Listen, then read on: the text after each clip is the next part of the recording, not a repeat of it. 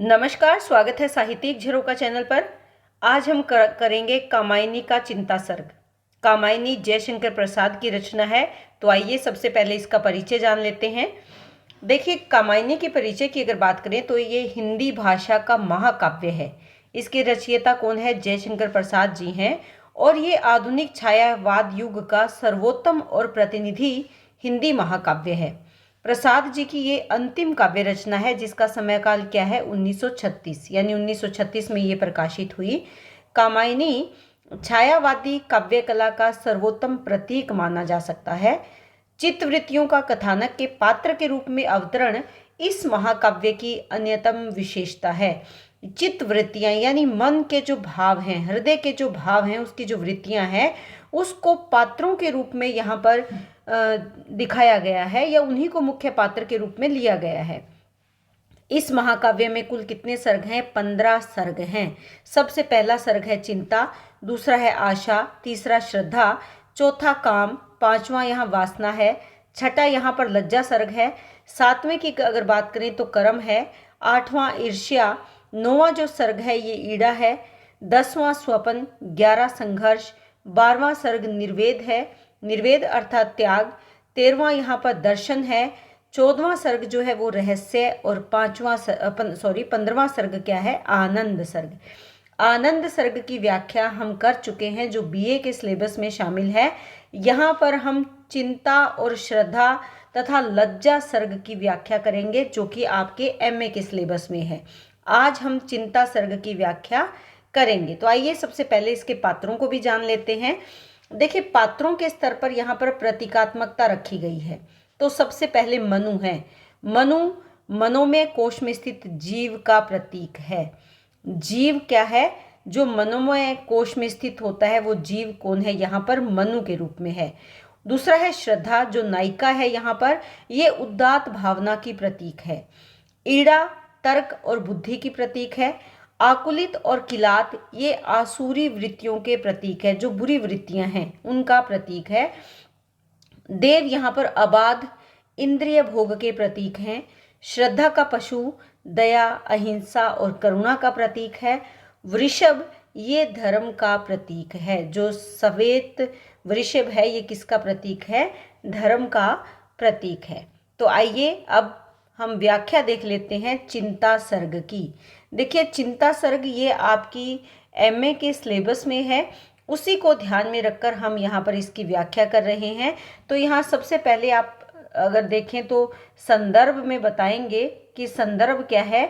जयशंकर प्रसाद की रचना कामायनी है, उसमें मानव मन की वृत्तियों को पात्रों के रूप में आधार बनाकर अलग अलग सर्गों के माध्यम से भावों की अभिव्यक्ति की गई है, जिसमें सबसे पहला सर्ग है चिंता का।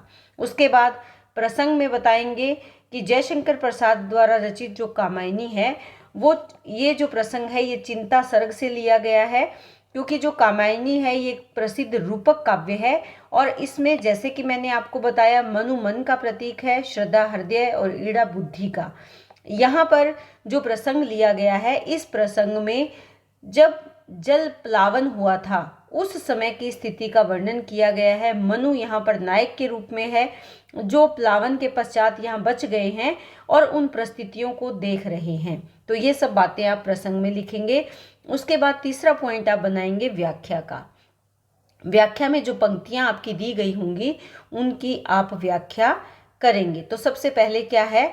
हिमगिरी के उतंग शिखर पर बैठ शिला की शीतल छां, एक पुरुष भीगे नयनों से देख रहा था जल प्रवाह। हिमगिरी, हिमगिरी यानी जो हिमालय पर्वत है उसकी उतुंग का मतलब होता है ऊंची, शिखर यानी चोटी पर बैठा शिला, शिला जो पत्थर है, पहाड़ है, उस पर बैठा है। और कहाँ पर? शीतल छाया में, ठंडी छाया में बैठा है। एक अकेला व्यक्ति है जो पर्वतीय चट्टान की शीतल छाया में बैठा हुआ है। एक पुरुष और भीगे नयन, अपने भीगे हुए नेत्रों से, नयनों से देख रहा था। क्या देख रहा था? जो प्रलय हुआ था, प्रलय का जो प्रवाह है, प्रलय प्रवाह यानी प्रवाह किसका है? यहाँ पर जल का।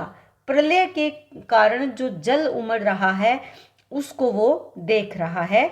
नीचे जल था ऊपर हिम था, एक तरल था एक सघन।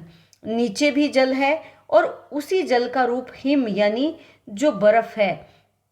पहाड़ों के चोटियों पर वही जल बर्फ के रूप में है और पहाड़ की तलहटी में वही जो बर्फ है वो पिघले हुए रूप में यानी जल के रूप में है। एक तो तरल है, तरल जल तरल है, और बर्फ क्या है, वो सघन रूप है। एक तत्व की ही प्रधानता, कहो उसे जड़ या चेतन। और दोनों में, चाहे वो जल है चाहे बर्फ है, दोनों में तत्व क्या है, एक ही है। एक तत्व की प्रधानता है, उसे हम चाहे जड़ कह लें या चेतन कह लें। बर्फ यहाँ पर जड़ का प्रतीक है और चेतनता से तात्पर्य क्या है, जल से है, क्योंकि जल प्रवाहमान है जबकि बर्फ अपनी जगह पर स्थिर है। तो यहाँ पर इन पंक्तियों में अगर हम थोड़ा ध्यान दें तो यहाँ पर अद्वैतवाद को दिखाया गया है। अद्वैतवाद, क्योंकि जयशंकर प्रसाद अद्वैतवाद से प्रभावित हैं, तो उसी विचार का यहाँ पर प्रतिपादन किया है कि तत्व एक ही है, चाहे वो हम उसको जल रूप में स्वीकार करें या बर्फ रूप में स्वीकार करें या उसे हम जड़ समझें या चेतन, तत्व तो एक ही है। अद्वैतवाद भी क्या कहता है, आत्मा और परमात्मा एक ही तत्व है, यानी अद्वैतवादी दर्शन का यहाँ पर की स्थापना की गई है। तो यहाँ पर जहाँ मनु बैठे हैं वहाँ उस पहाड़ के नीचे या उस पर्वत के नीचे भी जल है और ऊपर वहाँ बर्फ है, अर्थात उस शिखर पर ठोस बर्फ है। जो पानी है वो तरल है यानी द्रव है, लेकिन बर्फ कैसी है, सघन है यानी ठोस है। लेकिन दोनों में एक ही तत्व की प्रधानता है।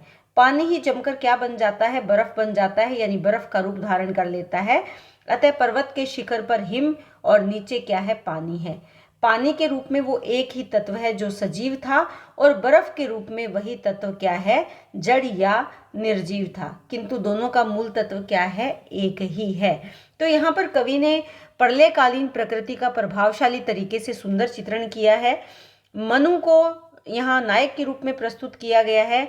जो पौराणिक आख्यान है उसके अनुसार जब प्रलय हुई थी, जल प्लावन, उसकी ओर यहाँ पर संकेत किया गया है। अगर मुस्लिम धर्म की बात करें तो ये वो समय है जब कयामत आई थी, यानी कयामत का ये समय है। तो यहाँ पर सहज सरल हिंदी साहित्यिक भाषा का प्रयोग किया गया है। शब्द चयन सर्वथा उचित और भावों के अनुकूल है। तो इस तरह से मनु की कैसी स्थिति है, प्रलय के पश्चात मनु कहाँ बैठे हैं और क्या अनुभव कर रहे हैं, उसका चित्रण सुंदर तरीके से किया गया है। दूर दूर तक विस्तृत था हिम, स्तब्ध उसी के हृदय समान, नीरवता सी शीलाचरण से टकराता फिर पवमान। और जहां मनु बैठे थे वहां दूर दूर तक विस्तृत था। क्या विस्तृत था, बहुत दूर तक जिसका विस्तार था वो था हिम। हिम यानी बर्फ, चारों ओर बिखरा हुआ था, अर्थात दूर दूर तक बर्फ ही फैली हुई थी। स्तब्ध उसी के हृदय समान, स्तब्ध यानी रुका हुआ, शांत, निश्चल, निश्चल यानी गति से हीन, उसी के हृदय के समान। हिम यानी बर्फ भी चारों ओर स्तब्धता उत्पन्न कर रही थी। नीरवता सी शीलाचरण से टकराता फिरता पवमान, और चारों ओर नीरवता सी उत्पन्न कर रही थी, यानी चारों ओर वातावरण कैसा था, शांत था। शीलाचरण, शीला यानी ऐसे लग रहा था कि जो पवन है वो शीला के चरणों से, जो पर्वत है उसके चरणों से टकराता फिरता पवमान, पवमान से तात्पर्य क्या है, वायु है। चारों तरफ वातावरण शांत था। ऐसी ही शांति मनु के मन में थी, वैसी ही शांति चारों ओर की प्रकृति में भी दिखाई दे रही थी। लेकिन जो पर्वतीय तलहटी है वहां पर चरण, चरण क्या है, जैसे शरीर के नीचे का अंग क्या होता है, चरण होते हैं, उसी प्रकार पर्वत या शिला के अंग क्या है, उसकी चरण क्या है, उसकी तलहटी, यानी सबसे नीचे का भाग क्या है, उसकी तलहटी रूपी जो चरण है वो उनसे टकरा रहा था। यानी नीचे, शिला के नीचे के भाग में क्या चल रही थी, वायु गतिमान थी और बार बार आकर वो तलहटी वायु, तलहटी में चलने वाली जो वायु है वो पर्वत से टकरा रही थी और उस शांति को भंग कर रही थी। तो यहाँ पर जो वातावरण दिखाया गया है कि मनु बिल्कुल शांत है, स्तब्ध है, निश्चल है, हिम भी उसी प्रकार उसी भाव में दिखाई दे रही है। तो उपमा अलंकार यहाँ पर देखा जा सकता है। इसके साथ साथ अगर देखें तो रूपक, और खासकर जो अलंकार यहाँ बन रहा है वो क्या है, मानवीकरण। ये आप ध्यान दें, मानवीकरण। देखिए, छायावादी काव्य हो और प्रकृति का मानवीकरण ना किया जाए, और वो भी जयशंकर प्रसाद जी के काव्य में, ये संभव ही नहीं है। तरुण तपस्वी सा वह बैठा, कौन बैठा है यहाँ पर, मनु।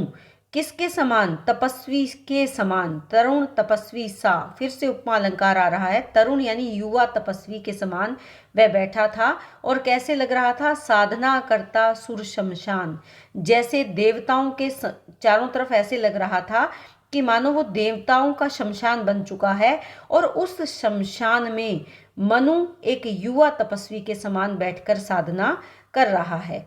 नीचे प्रलय सिंधु लहरों का, और जिस शिला पर मनु बैठे हैं उसके नीचे प्रलय, आतंक, विनाश, सिंधु लहरों का, उस सागर की लहरों का प्रलय था।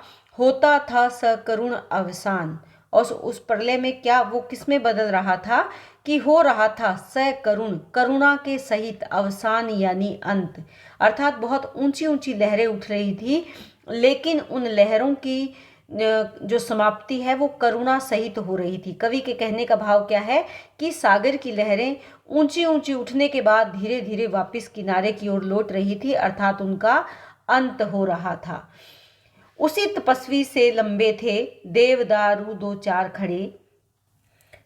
तो यहाँ पर तपस्वी कौन है, तपस्वी मनु है। उसी तपस्वी से लंबे क्या खड़े हैं, दो चार देवदारू के पेड़ खड़े हैं। दो चार ही क्यों खड़े हैं, क्योंकि पलायन हो चुका है। पलावन होने के कारण, बहुत ज्यादा जल के प्रवाह के कारण जो पेड़ पौधे हैं वो सब उखड़ गए हैं, विनाश हुआ है, इसीलिए दो चार देवदारू के पेड़ हैं। और वो कैसे हैं, तपस्वी से लंबे, अर्थात यहाँ पर मनु पेड़ों मनु की तुलना पेड़ से नहीं की गई, बल्कि पेड़ों की तुलना मनु से की गई है, यानी विपरीत है। तो यहाँ पर प्रतीप अलंकार है कि मनु, जो पेड़ हैं वो किसके समान है, मनु के शरीर के समान लंबे खड़े हैं। हुए हिमधवल जैसे पत्थर बनकर ठिठुर रहे अड़े, और हिमधवल वो बर्फ से ढके हुए हैं, श्वेत रंग की जो बर्फ है उससे ढके होने के कारण वो ठिठुर कर पत्थर बनकर सिकुड़ गए हैं, ठिठुर रहे हैं, अड़े हुए हैं, अर्थात वो बिल्कुल सिकुड़ गए हैं और वहां पर खड़े हैं। जैसे मनु के शरीर के अंग जो हैं सर्दी के कारण ठिठुर कर सिकुड़ जाते हैं, उसी प्रकार देवदारू के वृक्ष भी बर्फ से ढके होने के कारण सिकड़े हुए दिखाई दे रहे हैं, और किसके समान, पत्थर के समान निर्जीव से लग रहे हैं। अव्यय की दृढ़ मांसपेशियां, ऊर्जस्वित था वीर्य अपार। दृढ़ मांसपेशियां, दृढ़ यानी मजबूत, किसकी बात कर रहे हैं यहाँ पर कवि मनु की बात कर रहे हैं कि मनु का जो शरीर है, अव्यय यानी शरीर की जो मांसपेशियां हैं वो कैसी हैं, दृढ़ हैं, कठोर हैं, मजबूत हैं। ऊर्जस्वित था वीर्य अपार, और उनको देखकर उसके अंगों से असीम वीरता का भाव या वीरता उमड़ रही थी। स्फीत शिराएं, स्वस्थ रक्त था। जो शिराएं हैं यानी जो उसके शरीर में नसें हैं वो कैसी हैं, स्फीत यानी मोटी हैं, मोटी मोटी नसें उसके शरीर में दिखाई दे रही हैं, और उनमें जो रक्त बह रहा है वो कैसा है, बिल्कुल स्वस्थ रक्त है, अर्थात मनु का शरीर पूर्ण रूप से सुंदर, हष्ट पुष्ट है और सुदृढ़ है, उसमें असीम वीरता का भाव है, और वो जो स्वस्थ रक्त बह रहा है उसका संचार उनके शरीर में हो रहा है। यानी मनु का शरीर बहुत मजबूत है, उसके सभी अंग मजबूत है, और उसकी घनी मोटी नाड़ियों में जो खून है वो स्वस्थ खून संचार कर रहा है, संचरण कर रहा है। तो यहाँ पर कवि ने मनु के शरीर की तुलना किसके साथ की है, देवदारू के वृक्षों के साथ की है। इसी से हम ये अंदाज़ा लगा सकते हैं कि जो मनु का शरीर है वो कितना विशाल, शक्तिशाली और हष्ट-पुष्ट तथा लंबा है। यहाँ पर हिमालय के शिखर पर जो दिखाया गया है कि दो चार देवदारू के पेड़ खड़े हैं, तो यहाँ ये बात ध्यान दें कि यहाँ जल प्लावन हुआ है, यानी पेड़ पौधे नष्ट हुए हैं, प्रकृति का विनाश हुआ है। उपमा अलंकार है, इसके साथ साथ प्रतीप अलंकार का भी सुंदर प्रयोग यहाँ पर किया गया है।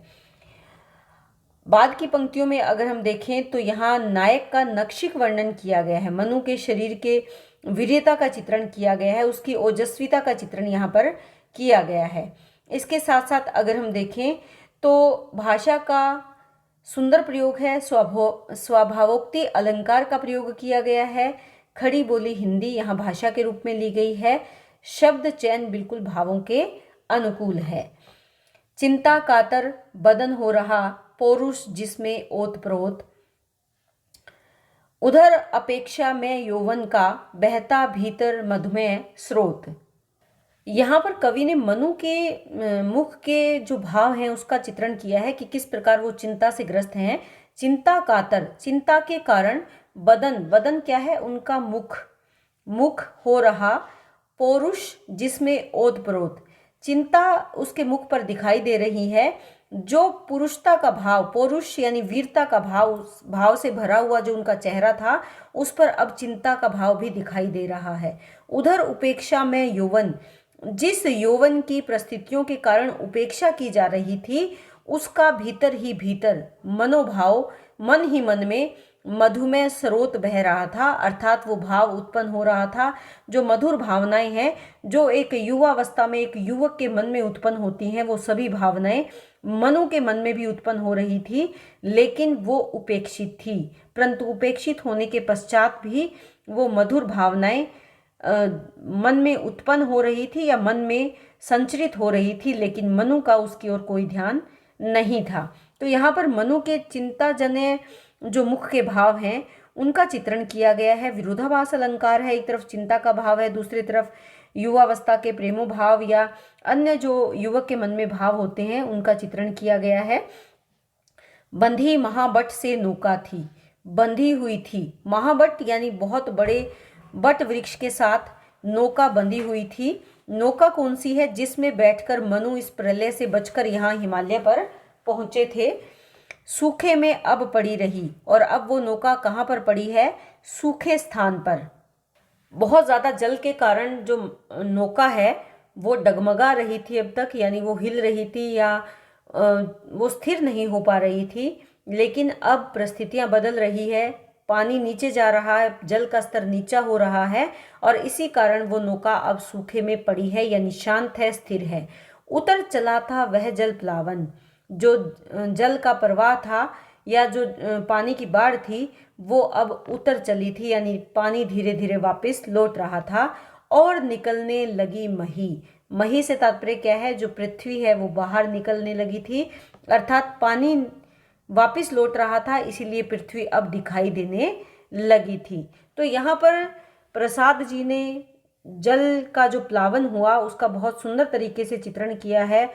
बहुत ही मनु की जो स्थिति है उसका चित्रण किया है बहुत ही सुंदर तरीके से कि मनु अकेले हैं, चारों तरफ नीरव है, चारों तरफ बर्फ है, पानी है। ऐसे में एक अकेला व्यक्ति जिसके मन के भावों में किस प्रकार की उथल पुथल है, चिंता से वो ग्रस्त है, उनकी स्थिति का बड़ा ही सजीव तरीके से चित्रण किया गया है। तो उम्मीद करती हूँ व्याख्या आपको बहुत अच्छे से पसंद आ रही है, समझ भी आ रही है। इसी तरह चैनल से जुड़े रहें, लाइक शेयर सब्सक्राइब ज़रूर करें।